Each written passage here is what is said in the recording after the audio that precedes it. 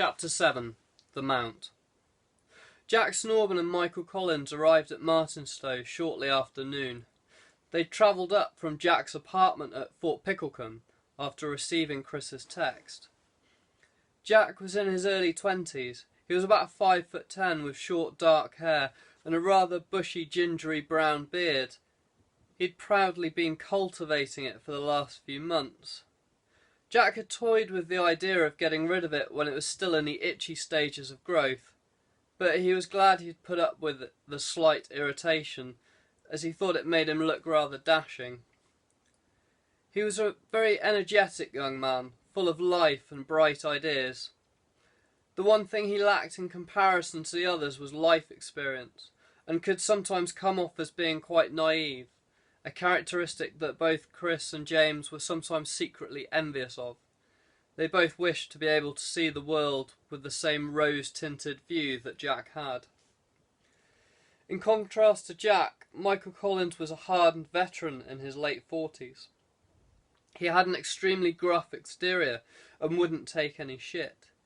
He still held the rank of regimental sergeant major and commanded a great deal of respect from all who worked alongside. The officers respected him because he kept the lesser ranks in check and trained them hard.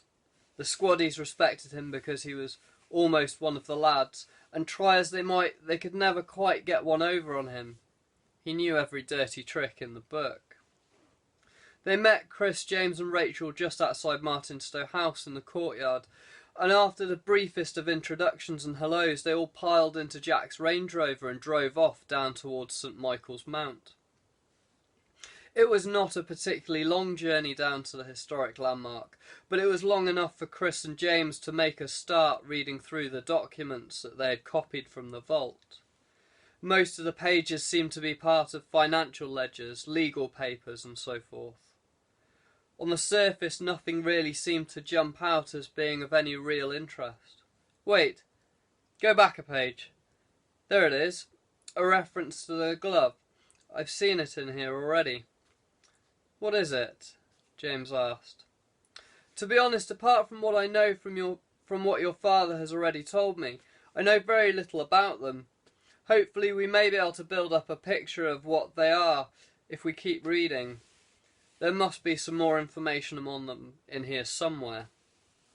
Working their way diligently through the papers, a picture started to be built up. It appeared that it was an organisation that referred to itself simply as the Glove, and had existed in some shape or form for centuries. They had been responsible for financing a number of archaeological digs, and more intriguingly, had influenced regimes in a number of countries around the world, even financing the odd coup in order to have a pocket government. One could have almost replaced the name The Glove with the CIA, but unlike the CIA, they did not appear to be controlled by any particular country. They had obviously played countries off against each other for their own benefit. Not much more was available on their origins, or for that matter, what their current status was. James found a few lines talking about their structure during the Second and Third Crusades, and a link to the Templars, so he guessed that they had possibly sprung up around that period. They certainly had had ties to the church at some point. He really hoped they didn't have too much to do with the Knights Templar. There were far too many myths surrounding the Knights. There isn't really anything conclusive here. It is certainly interesting and worth further investigation. They've covered their tracks very well, he said to Chris. Yes, your father said they are rather elusive. Whatever they are, they're certainly well connected and have vast resources. A dangerous organisation to become involved with by the looks of things. They must have been in the process of searching for something. Maybe they were looking for parts of the book, although maybe something else. Not really sure the Antarctic would be a likely place to find a part of it. Financing expeditions such as Scott's to the Antarctic and Fawcett's to the Amazon is no mean feat. My father did seem to think that the book at St. Michael's Mount was part of a set. I would hate to think that what they could do with it if they had access to the whole set. That must be what they're searching for. We may have to be rather careful how we proceed from now on, James replied. They must have had dealings with the Royal Geographic Society to fund those expeditions. That might be a good place to start, Jack chipped in. You may be onto something there, Jack. I think it would be worth sending Michael off on a little fact-finding mission to London. I'd very much like to know more about this elusive organisation. I suggest starting at the Royal Geographic Society and see where it takes you. Jack, we've got time to take a slight detour via Truro to drop him off at the train station, haven't we? Chris asked. Yeah, no probs. Anywhere else I should try? Michael asked. The National Archives at Kew might be worth a visit. Although I wouldn't hold your breath, this organisation does seem to lurk in the shadows a bit.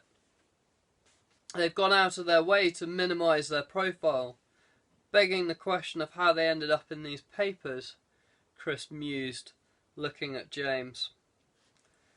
Don't start down that path. I do know that the family were involved in the East India Trade Company, another rather vile organisation. So potentially they had dealings, James bluntly stated, with a slight grimace. Anyway, Michael, while you're in London, you might try to get in contact with Louis Sinclair.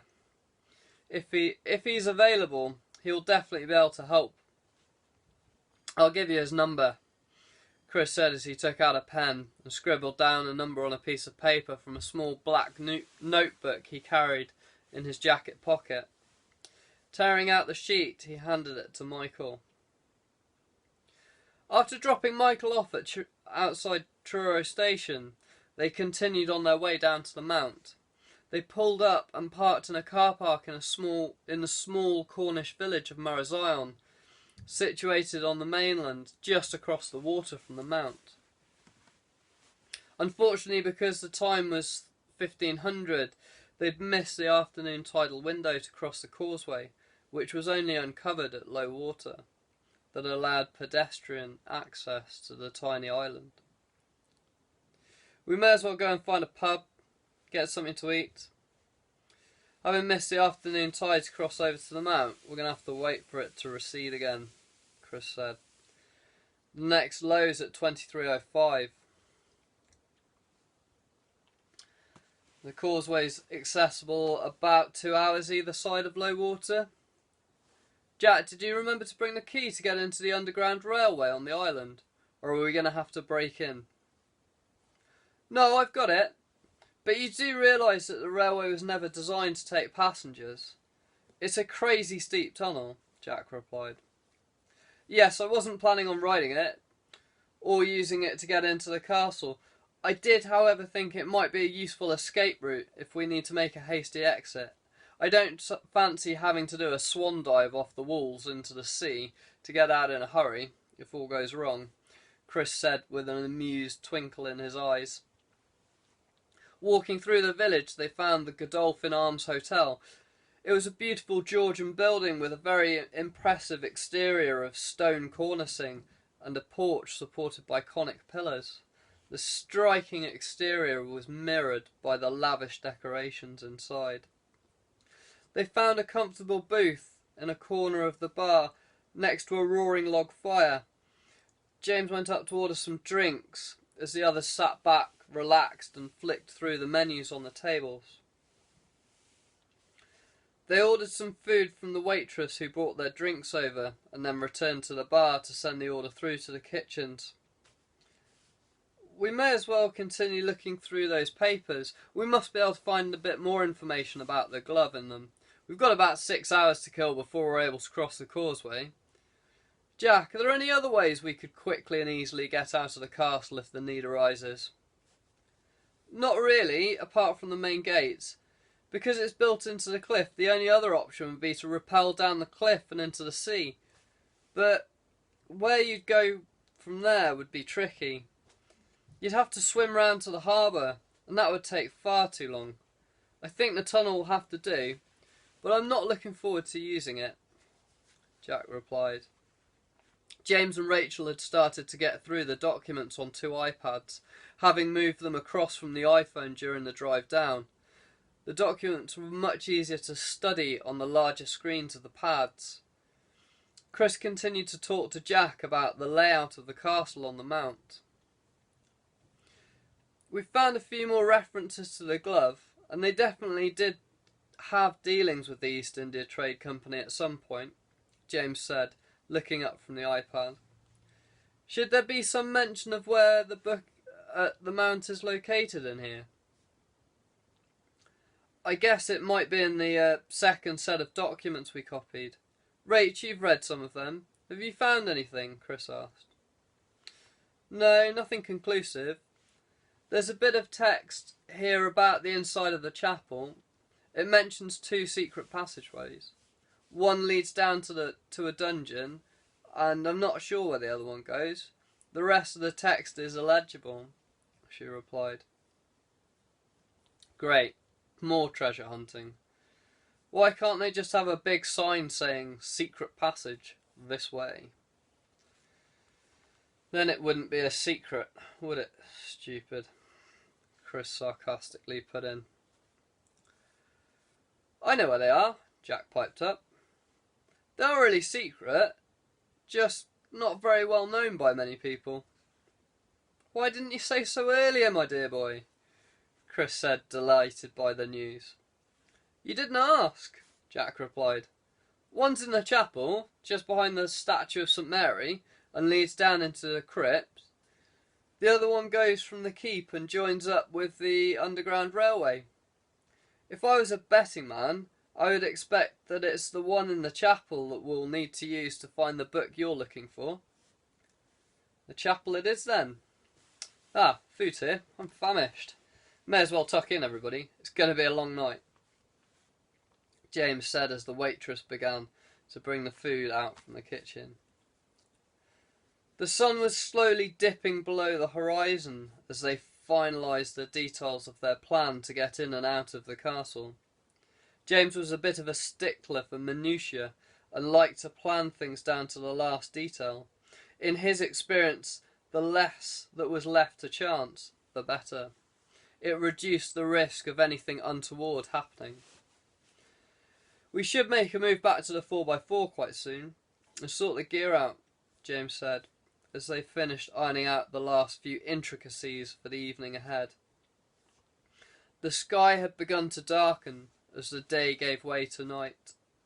The view out across the water towards the mount had an almost magical appearance. The gentle lapping of the sea against the pebbles on the beach was the only sound to be heard along the deserted shoreline. The full moon had begun to gradually arch across the dark sky. Shimmering silver patterns from the moonlight danced across the wavelets below. Every now and again these dancing mirrors ceased in the blink of an eye as a cloud passed in front of the bright silver disk in the sky. The only clue as to its whereabouts was a dim ghostly silhouette from around the fringes of the passing cloud. The causeway connecting Marazion to the mount was beginning to appear just above the crest of the wavelets. To anyone who did not know that the sea was receding from Mount Bay, it would have appeared as if the seabed itself was gradually rising up out of the water, as if Mother Earth was shifting slightly in her sleep. Back at the car park, the 4 companions were busy packing Bergens with climbing gear, which might be needed for the descent down into those dark tunnels of the Underground Railway, should the need arise for a quick escape. Along with this equipment were 4 sets of army webbing, bulging with ammo clips and a few grenades. "Chris, are those grenades really necessary?" Jack asked. He hated the idea that any serious damage might be caused to the historic seat of his family. "We probably won't need them, but as a last resort they may come in handy.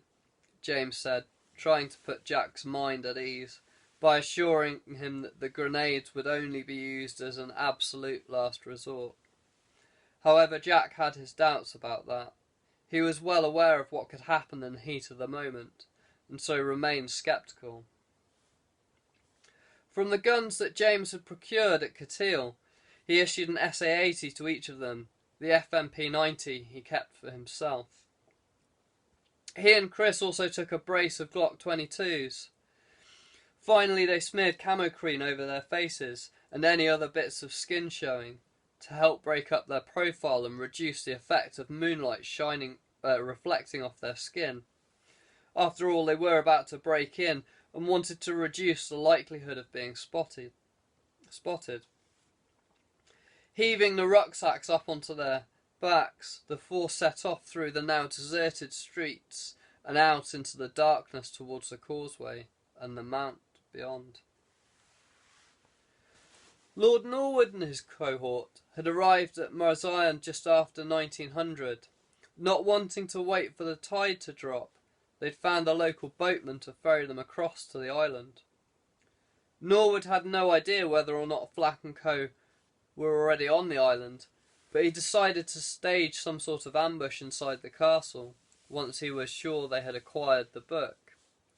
Having failed in his own efforts to find any further information as to where the book was hidden, he'd resolved to hedge his bets that Flack already knew where it was.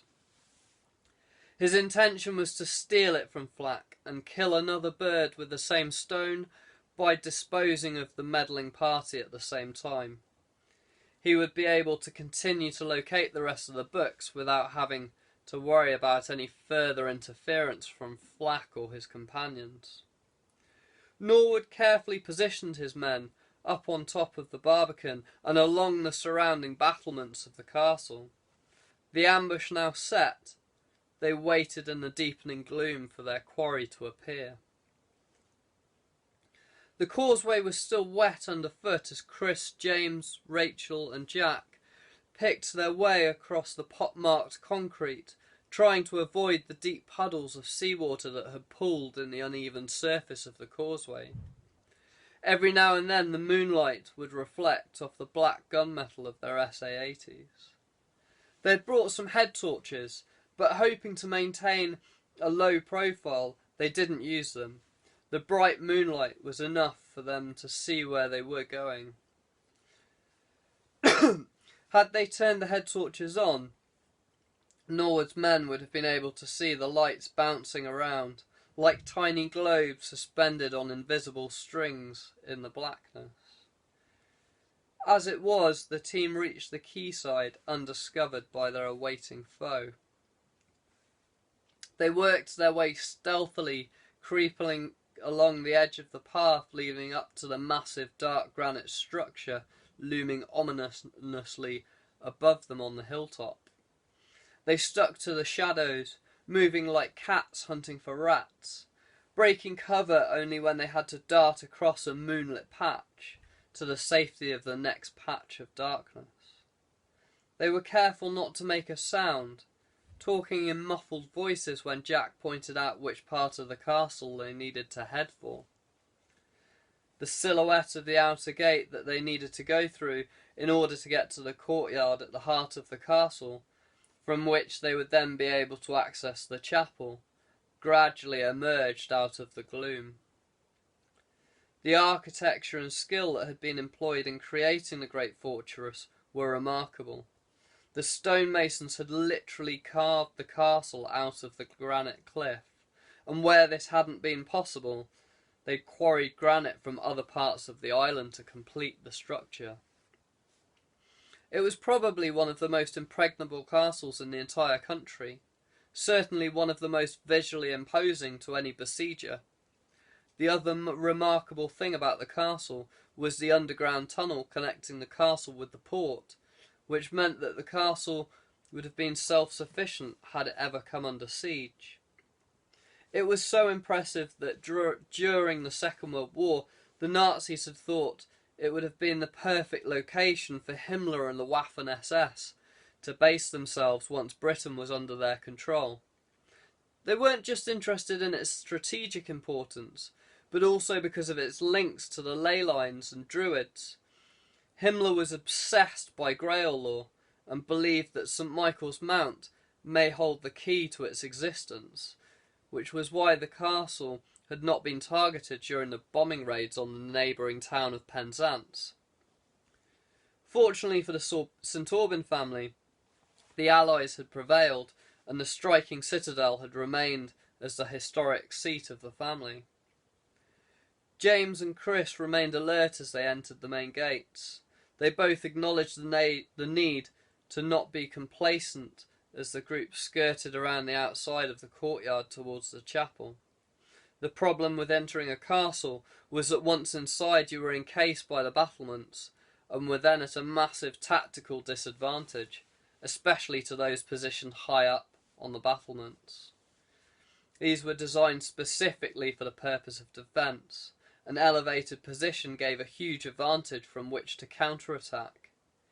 Any enemy would then be trapped in a small confined space, easy pickings for defenders firing down upon them from the safety of the walls. It would virtually be impossible to survive, let alone win, against those odds. Keeping their eyes peeled for any sign of potential threat, they carried on around the courtyard. Lord Norwood had always managed to have some sort of presence thus far, so it was more than likely that he would have one here as well, particularly as this was one of the most crucial stages in the game of cat and mouse they were playing. The book had great value to both sides, and it was highly unlikely, with the stakes so high, that his lordship would pass up the opportunity to get his hands on the artefact. Whatever the ultimate goal of the glove was, it was becoming increasingly clear that the book was a central part of their final objective. Jack took the keys out of his pocket to open up the chapel. Turning the cast iron key in the lock of the thick old oak door, there was a clunk as he lifted the latch and opened the door. The iron hinges creaked as he pushed the door aside. James took a final glance around the battlements surrounding the courtyard before he followed the rest of the group inside. He thought that he caught a glimpse of a sliver of light reflecting off a shaft of metal sticking up from behind a piece of stonework on the fortifications above him. But as he looked again, a cloud obscured the moon, and he was no longer able to see what it might have been. Deciding it was just the moonlight glistening off some wet stonework, he disappeared inside. High up from his position on the barbican, Lord Norwood smiled, watching as the small group below entered the chapel. He was amused that they had unknowingly walked straight into his hands. He was delighted his foe had no idea that he was about to seize his long-awaited prize right out of their hands and be dispatched straight off to the depths of Tartarus shortly afterwards. His men were in the perfect positions to annihilate Middleton and Flack along with their insignificant companions, leaving the way clear for his organisation to proceed to the next stage. Rubbing his hands together with glee, he gave out his final instructions to his men. Kill Middleton and Middleton and the two younger companions. Capture Flack at all costs. He wanted to save him for Chamberlain. He was sure that Flack was the man in charge, and it was vital to find out what he knew. If it came to the point that he looked like escaping, then kill Flack too. He would be better off dead than to continue to be a thorn in the side of the Brotherhood. Jack showed Chris the door inside the chapel that would lead the team down a stone staircase into a labyrinth of tunnels below the chapel where the book was located.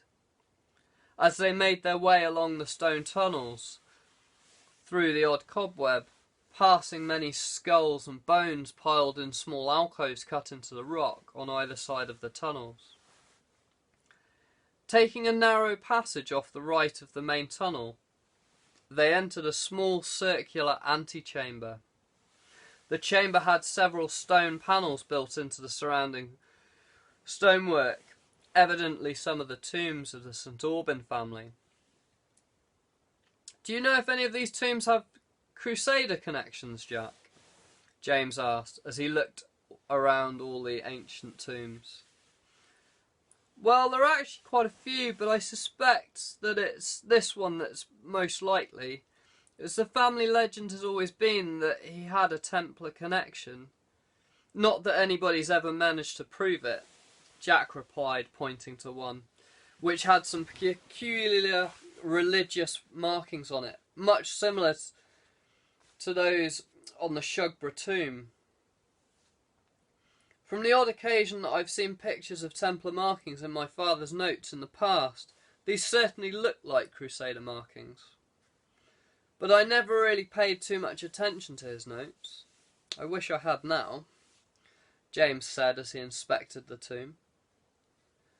"I'm afraid you're going to have to break this open. From what we've read, the book is most likely inside, buried with the knight who had been entrusted with its safekeeping when the purge of the Knights Templar began on Friday the 13th, October 1307, Rachel said. "If you must, but try not to damage it too much," Jack replied, hoping they wouldn't completely destroy the tomb. Chris unslung his rifle from his shoulder and, using the butt like a battering ram, smashed his way through the stone panel. The panel took some punishment before the stone started to crack and inevitably gave way completely, shattering into pieces of rock and dust. James helped him to pull out the remaining lumps of stone, and as the dust settled, Rachel shone a torch inside. The once mighty Crusader lay inside, his bones undisturbed since his burial all those centuries ago.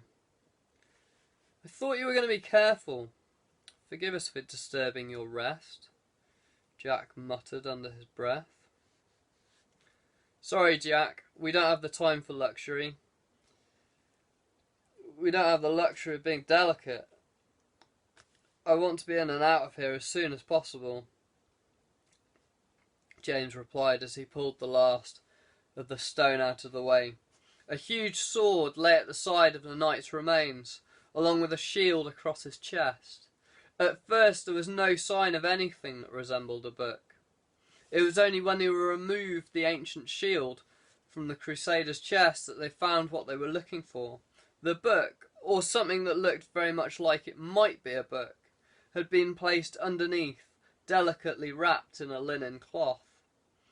Carefully replacing the shield back on top of the knight's chest, with as much respect as possible, they left with the book, retracing their steps back along the tunnels up into the chapel. "Jack, is it possible to get to the underground railway without leaving the buildings?" James asked. "Can we use that stairway?" he added, pointing to some stairs at the far end of the chapel from where they stood. "There is a way, but it's not a very direct route. Those lead up into the bell tower. There's an exit part way up leading out onto the battlements, which can be used to access the keep. You could then descend into the kitchens and use the other secret passage that I mentioned to get into the tunnel, but it would be far quicker to go straight across the courtyard," Jack replied. "The courtyard it is then," James said decisively. Cautiously, they exited the chapel out into the courtyard. Jack was in the process of locking the chapel door behind them when the silence was broken by a number of clicks seemingly emanating from the upper ramparts. "I don't like the sound of that. Reminds me very much like bolts on rifles being cocked," James whispered to his companions as he looked up at the ramparts. His gaze was met by the sight of at least a dozen men standing up on the walls pointing automatic weapons at them.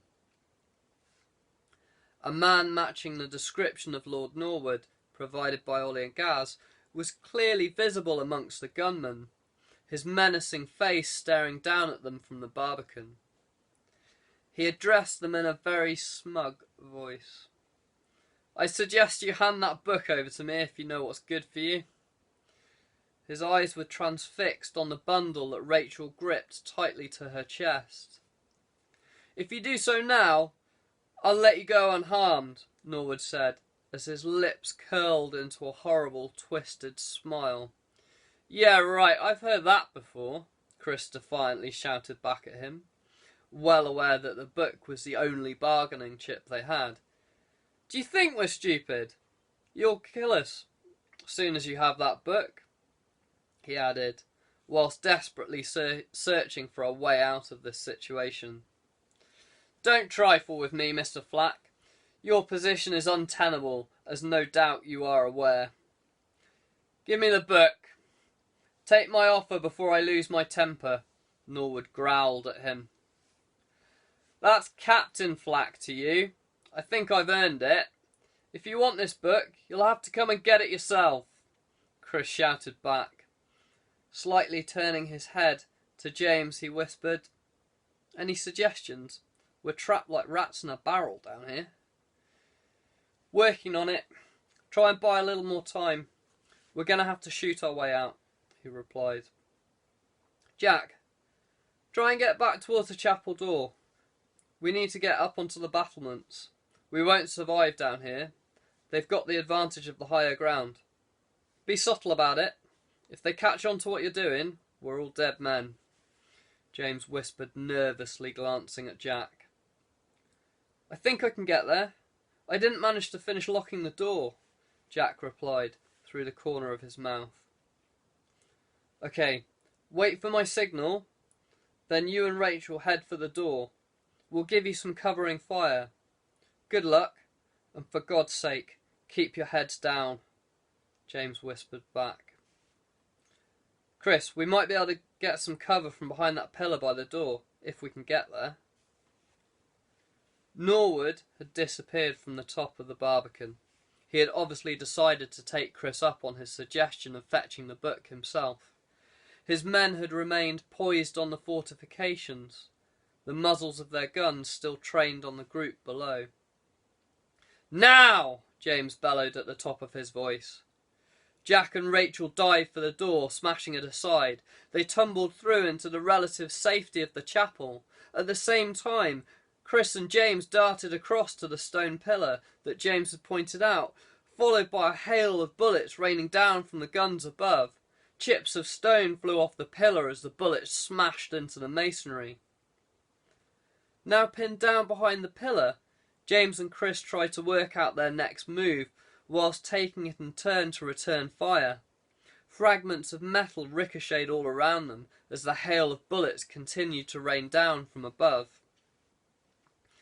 James carefully lined up one of the assailants in his sights and fired.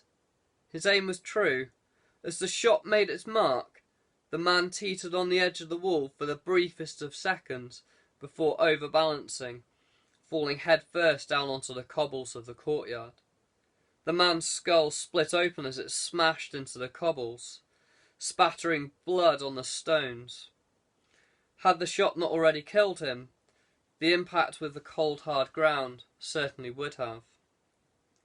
"They're trying to cut us off from reaching the battlements," James shouted as he noticed men running across the far side of the walls towards the bell tower. "Get to the chapel. I'll cover you. Then take the others up the stairs," James shouted at Chris. "Ready? Move! Go, go, go!" Chris broke cover, leaping through the open doorway as James lay down, covering fire. Chris turned as he rolled across the threshold to cover James's retreat to the shelter of the chapel, slamming the door shut as James made it inside. Once inside, they raced up the winding stairs of the tower until they reached the door to access the upper levels of the fort. As he left the tower, James tossed Jack a Glock 22, along with a few extra .40 S&W mags.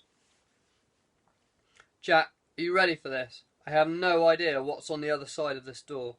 Remember, shoot first, ask questions later," James said to Jack before he opened the the narrow oak door, immediately coming face to face with one of the gunmen. Before the man had even had a chance to raise his gun to his shoulder and get off a shot, James smashed the butt of his rifle into the face of the man.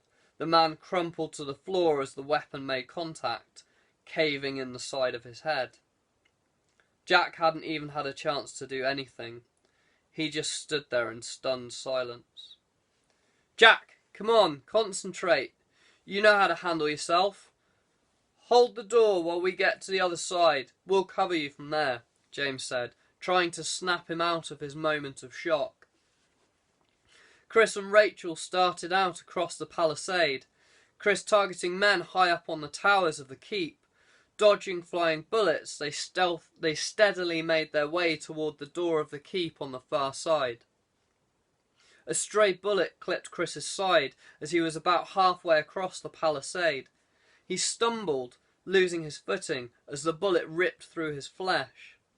Clutching his side, he pulled himself upright and, blocking out the pain, forced his way across the wall to the side of the keep. Blood trickled in between the gaps of his fingers, dripping down onto the masonry. Luckily it wasn't as serious, as it hadn't hit any major organs, but that didn't mean it wouldn't become serious if he couldn't do something soon to stem the bleeding. Jack was the last to make his way across it to his fellow companions. Concentrating so hard on his goal of reaching the far side, he had no way of knowing that there was a man behind him, now lining Jack up in his sights. Chamberlain had followed his master down from the roof of the Barbican to apprehend his master's enemies. They'd heard the shouts as they reached the ground floor of the gatehouse. Adrenaline coursed through Chamberlain's veins as the shots rang out around the castle. He'd secretly been hoping that Flack and Middleton would put up some resistance. Although he'd known that his master had no intention of letting them live, he much preferred the hunt rather than a straight execution. He wanted them to suffer, experience true fear, that absolute petrified feeling of hopelessness, the same kind of feeling a fox experiences as it races in desperation through the undergrowth away from the hounds, searching for the safety of a bolt hole, as the sound of thundering horses' hooves and yelping hounds grows ever closer, terrified beyond belief as certain death approaches. Chamberlain really hoped that he could corner one of them, just like the hounds would do before tearing the fox limb from limb. Taking the stairs up inside the chapel, he'd followed his prey. As he reached the open doorway opening out onto the parapet, he caught sight of Jack making his escape across towards the keep. Chamberlain had sneered as he lined up the fleeing figure with the barrel of his gun, deliberately aiming to immobilise him rather than taking the kill shot. Time seemed to slow down as James, Chris and Rachel watched Jack helplessly from the relative safety of the keep. They saw Chamberlain appear from the tower. "Look out, Jack! Get down!" James shouted in vain, trying to warn Jack, but it was too late. "Come on, Jack, get out the way," James murmured, as he stared through the sights of his gun, trying to get a clear shot of the man behind Jack. But there was no angle. Jack's running form was in the way. James almost looked away as Chamberlain took aim. Slowly, Chamberlain's finger pulled back on the trigger. The muzzle flashed as the firing pin struck the back of the shell, igniting the powder and propelling the bullet forwards along the barrel of the rifle. And then it was over. The bullet penetrated the back of Jack's right knee. It ripped right through the cartilage, exploding through the front, taking the cap with it. Jack fell, reeling in agony. His agonising screams made Rachel wince. She tried to run to him, but Chris caught her by the arm. "There's nothing you can do for him now. We need to go, now, or we'll all die here. We're still desperately outnumbered and outgunned." He knew the risks, as did we all. Nevertheless, she still tried to wrestle herself free from his grasp, but he refused to let her go. Hoping that the end would come quickly now for Jack, Chris kept hold of her arm before James swooped her up onto his shoulder and carried her kicking body away from the brutal scene. With a final look of sadness at his fallen comrade, Chris left the edge of the parapet into the keep, bolting the door behind him. The dull, resonating sound of the metal bar slamming down across the door echoed around the inside of the keep, masked the final moments of Jack's life. Back outside on the parapet, Jack tried to crawl along the walkway, dragging his body along the stone, away from the approaching figure. The thought that he was about to die filled him with dread. He was in excruciating pain, pain like he'd never felt before. He kicked out with his good leg, in desperation at the huge hulk of a man towering above him. The man just laughed at him, which made his plight even more painful to bear. The man started to reach out to grab him. Jack weakly tried to punch the man before his strength left him, but it was to no avail. The man grasped his outstretched hand and in one swift movement produced a knife from his belt, plunging it deep into Jack's bicep.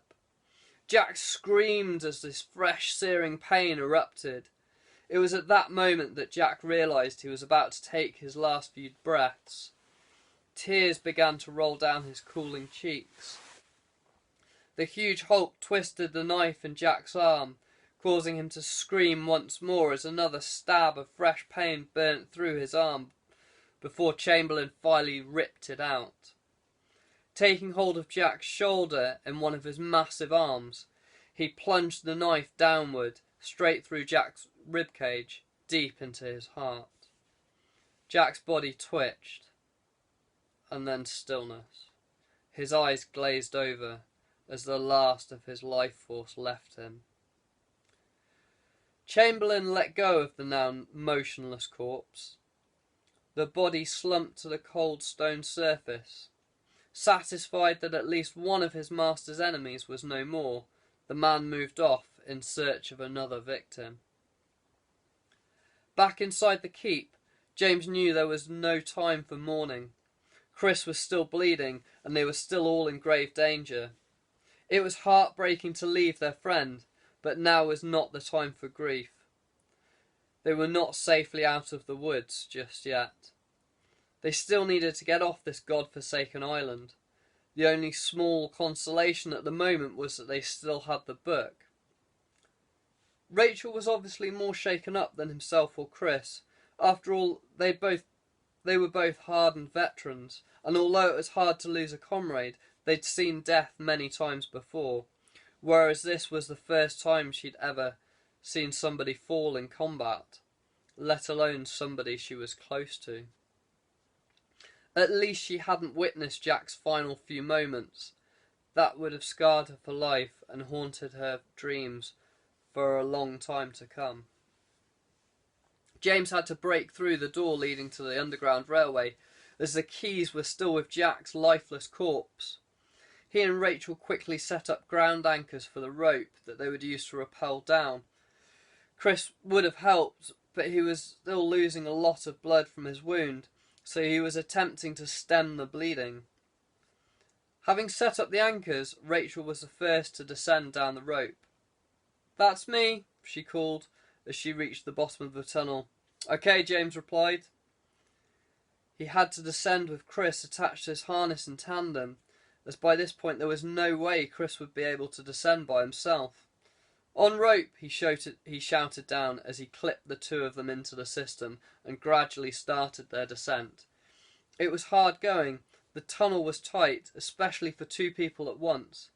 A few times they got stuck and had to free themselves from the squeeze where the unevenly carved tunnel narrowed. They eventually made it to the bottom, and not before time. It was clear from the echoing voices above that they were no longer the only ones in the tunnel. James quickly unclipped the two of them, and just to make sure that their pursuers were not able to take advantage of the rope they'd left, he free climbed back up the rock about 12 metres and cut the rope. Anybody that now did attempt to use it would have an unfortunate accident, arriving at the bottom far quicker than they would have imagined. They didn't wait around to find out if any of Norwood's men would come crashing down the tunnel. They needed to get Chris back to the 4x4 as soon as possible. The injury was becoming serious. The bullet had passed straight through his side. Lucky it hadn't missed any major organs, but nonetheless it still needed to be dressed quickly to minimise the likelihood of it becoming infected and to reduce the amount of blood loss. James broke through the last door between them and the fresh air of freedom. Their luck had started to turn as they found a small rib tied up against the quayside. James quickly hotwired it and they sped back to the mainland. He ran the boat straight up onto the beach, with a large crunch as the bottom of the fiberglass boat scraped along the rocky beach. Rachel scrambled up over the last of the rocks onto the beach to get to the Range Rover, whilst James helped Chris out of the boat. As soon as Rachel reached the 4x4, she jumped in and forced the engine to start up, not waiting for the glow plug light on the dashboard to go out. She drove it like a maniac down onto the beach, screeching to a halt just in front of James and Chris. James opened the rear up and dropped Chris into the back, jumping in and slamming the door shut behind him. "Go!" he shouted, turning his attention back to his friend, rummaging around in a medkit until he found some bandages and tape. He patched his friend up and gave him a shot of penicillin to prevent infection. Once he had finished the temporary fix, James climbed over the seats into the front and they sped off into the night, leaving the mount far behind them. "Damn that man!" Lord Norwood bellowed as he surveyed the aftermath of the firefight from the battlements. He kicked the corpse of Jack St. Aubyn with his foot several times as his rage grew, before his rage boiled over. So uncontrollable was the red mist through which he now viewed the lifeless body of Jack that he stamped his foot straight down onto the face of the young man, completely distorting it, which had been so full of vitality and youthfulness. He had lost just over 5 of his best men, with another 2 wounded, but what angered him the most was the fact that he came so close to having the book in his possession, only for his men to let it slip through his grasp. Now he'd have to regroup and continue to the next stage without it. "Chamberlain," he shouted, "find me that book. I don't care how you get it, just get it. I must report to the brethren before we leave for the Americas. Leave this mess for the authorities. They're too clumsy to work out what happened here. Now go." "Yes, my lord." And with that, the imposing hulk slunk off into the darkness to retrieve what his master had so desperately desired. "As for the rest of you, make sure none of our dead remain here. The authorities will be sure to arrive soon. So get a move on. You have 3 minutes and counting," Norwood shouted out to the remnants of his small force. "What should we do with this one?" asked one of the gunmen, pointing at Jack's body. "Leave him. He has no ties to us," Norwood said, casting a look of full disdain in the direction of the bloodied corpse. He was about to turn and walk away when he caught sight of a glint of silver lying next to the body. It was Jack's signet ring that had fallen from his hand at the sheer forceful ferocity of the kicks that the body had just received. Norwood peered at the nut-carrying squirrel coat of arms defiantly looking directly at him, the symbol of an organisation that had been a thorn in his side for such a long time. The mist descended once again over his eyes. He crushed the ring under his foot before kicking it from the ramparts down into the courtyard below. The tinkle of the cracked ring reverberating around the now silent courtyard as it bounced across the solid stoneworks continued to insolently remind Norwood that although he had broken this one, there were others who would pick up the mantle against him. Norwood joined the rest of his cohort in the boat they had arrived in, and quickly left, as they could already see the flashes of blue lights making their way along the coastal roads down towards the sleepy town. As he watched the silhouette of the mount disappear over the horizon, he pondered how he could finally rid himself of all those who stood in his way, and how long it would be before the pieces of the codex were in his hands. Not to mention what he was going to say to the brethren to appease them, to allay their anger that he had failed to recover part of the codex, and to reassure them that their faith in him, regaining the codex, had not been entrusted too freely. It was going to be a testing time. Nevertheless, he hoped that they would at least see the positives, that they now knew some of the members of the order that opposed them.